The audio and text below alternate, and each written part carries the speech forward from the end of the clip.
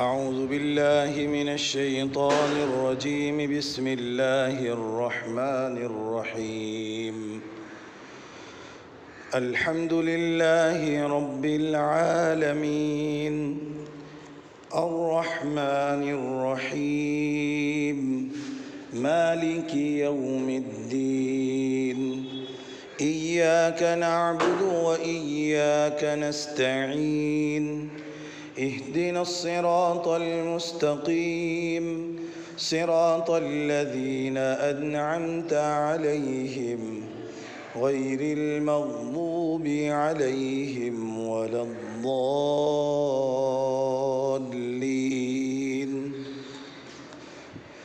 آمين صدق الله العظيم.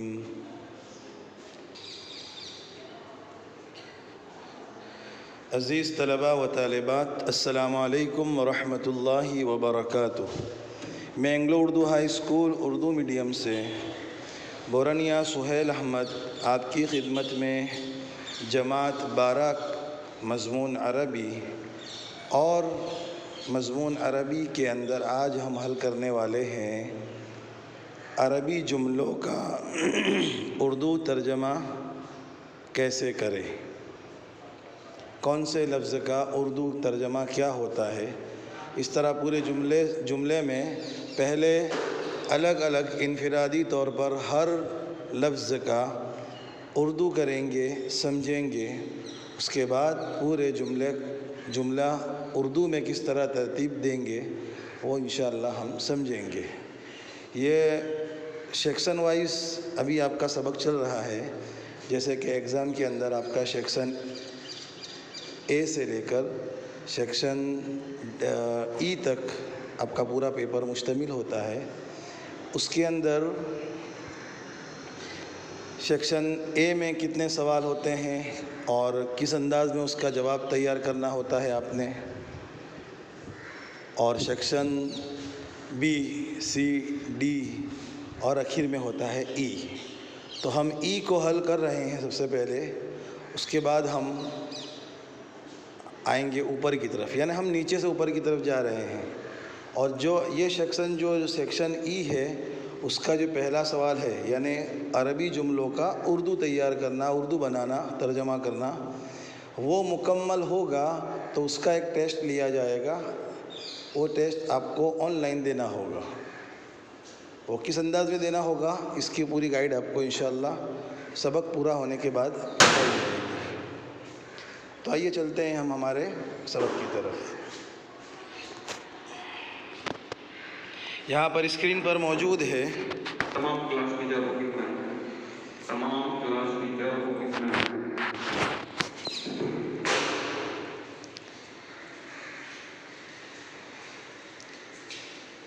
معافی چاہتا ہوں، درمیانی ریکارڈنگ کچھ اعلان ہوئے آفس کی جانب سے، اس لیے اس کی آواز آئی تھی. یہاں پر جملہ ہے الیوم یوم الاحد. 13 نمبر کا جملہ ہے الیوم یوم الاحد. الیوم معنی ہوگا آج کا دن. الیوم یعنی آج کا دن. یوم الاحد، یوم الاحد معنی ہوگا اتوار، پیر اور سنیچر کے درمیان والا دن، سنیچر کے بعد والا اور پیر سے پہلے والا دن، یعنی درمیان میں اتوار آتا ہے. جسے انگلش میں کہیں گے سنڈے، گجراتی میں کہیں گے رویوار، عربی میں اسے کہتے ہیں یوم الاحد. یوم الاحد یعنی پہلا دن. یوں اگر لفظی ترجمہ کریں گے تو یوم الاحد ہوگا، لیکن جب کسی دنوں کا ذکر چلتا ہو اس وقت یوم الاحد کہا جائے گا. تو کیلنڈر کی لینگویج کے اندر، کیلنڈر کی زبان کے اندر اسے یوم الاحد سے مراد اتوار ہوگا. تو الیوم کا معنی ہے آج کا دن، یوم الاحد اتوار ہے. اب یہاں پر اخیر میں سوالیہ نشان لگا ہوا ہے تو اسے کہیں گے الیوم یوم الاحد. کیا آج کا دن اتوار کا دن ہے؟ یہ مستقل اس طرح سوال بنے گا. یہ آگے ہیں 14 نمبر کا جملہ، جسے ایسے پڑھیں گے کہ ذہب اخی الی دہلی بالمعالجتی. بالمعالجتی. ذہب معنی ہوگا گیا، اخی میرا بھائی، اخی یعنی میرا بھائی. اخن کا معنی ہوتا ہے بھائی، اور جب اس کے اخیر میں اخی یا ساکن لگ جائے گا اور اس سے ما قبل والے حرف کے نیچے زیر آ جائے گا تو وہ نسبت یائی ہو جائے گا، معنی ہوگا میرا بھائی. جیسے کہ قلمن یعنی قلم لکھنے کا، لیکن اگر اس کے میم کے اخیر کے اندر یا لگا دے اور یا کے اوپر جزم لگا دے، اور جو میم ہے قلمن کا میم ہے اخیری حرف، اس میم کے نیچے زیر لگا دے تو پھر پڑھیں گے اسے میم یا زیر می. تو پورا کلمہ اس طرح پڑھیں گے کہ قلمی، تو معنی ہوگا میرا قلم. ایک ہے جیسے کہ مثال کے طور پر ربن.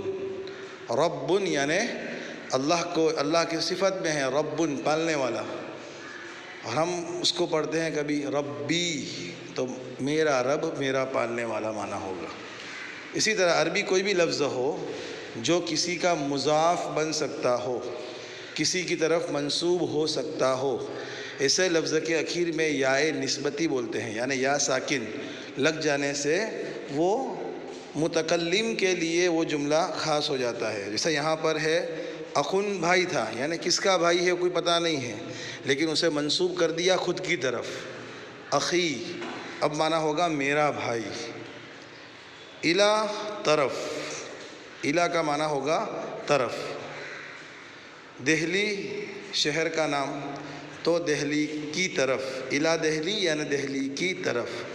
بالمعالجتی علاج کے لیے، علاج کے لیے، بیماری سے صحت یاب ہونے کے لیے آدمی علاج کے لیے معالجہ کے لیے جاتا ہے دوسری جگہ پر، تو اسے عربی میں معالجہ کہتے ہیں. ہم اردو میں بھی معالجہ ہی عام طور پر استعمال ہوتا ہے کہ بھئی معالجہ کے لیے ہم جا رہے ہیں، تو اس کا معنی ہوگا علاج کے لیے. اب پورا ترجمہ اس طرح ہوگا کہ گیا میرا بھائی دہلی کی طرف علاج کے لیے. بالمعالجہ یعنی با ہے وہ کے لیے کے معنی میں ہے.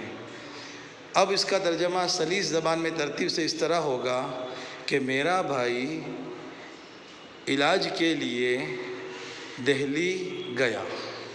لفظ طرف کا ترجمہ یہاں اردو کے اندر ہم نے ہٹا دیا، اس لیے کہ ترتیب اس طرح بیٹھ جاتی تھی کہ میرا بھائی علاج کے لیے دہلی گیا یا دہلی کی طرف گیا. آگے 15واں جملہ جو ہے، اسمی احمد امینو. اسمی احمد امینو، بہت آسان ہے، بہت آسان ہے. یہ اوپر گزر چکا اخی، یہاں پر اسم کا معنی ہے نام، اسم کا معنی نام، نیم. اسی کو آگے اس کے اخیر میں یائے نسبتی لگا دی تو ہو گیا میرا نام. احمد امین یہ ایک نام ہے، تو میرا ترجمہ ہوگا میرا نام احمد امین ہے، میرا نام احمد امین ہے. تو عزیز طلباء و طالبات، یہ ہمارا سیکشن ای کا پہلا سوال، یعنی اردو بنانا، عربی جملوں کا اردو بنانا الحمدللہ یہاں مکمل ہوا. آئندہ سبق کے اندر ہم اس کا ٹیسٹ لیں گے گوگل فارم کے ذریعے.